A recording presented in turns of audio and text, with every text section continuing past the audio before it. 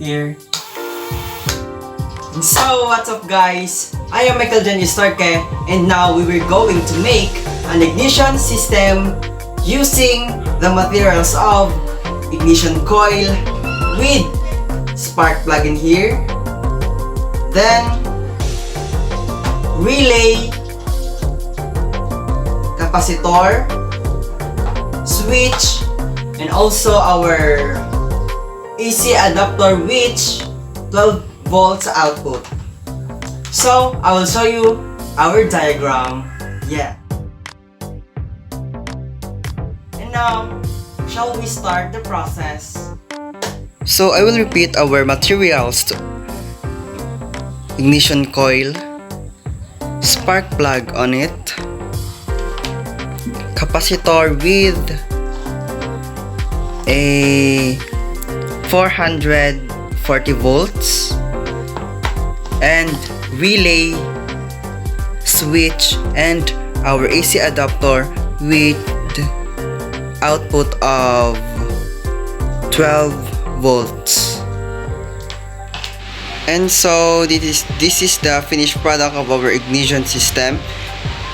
Here you have the primary of ignition coil connected to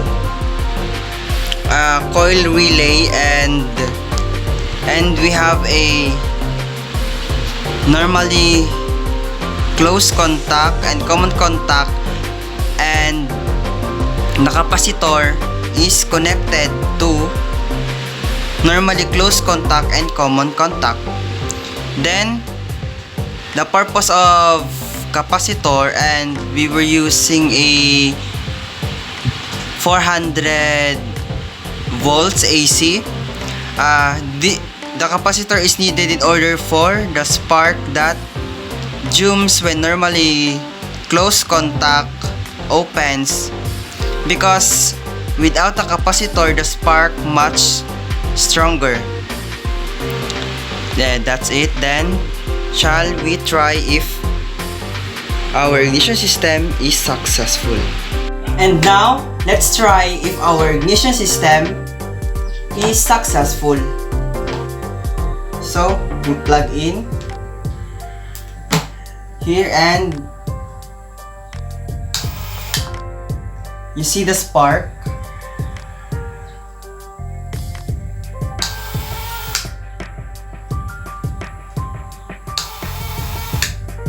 Here.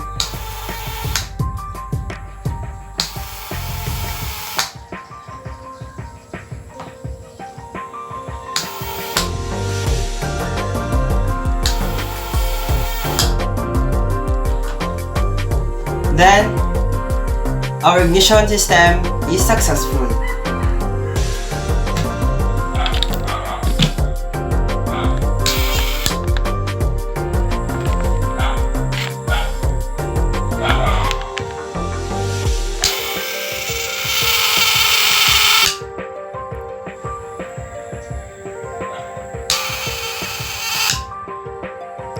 Thank you for watching.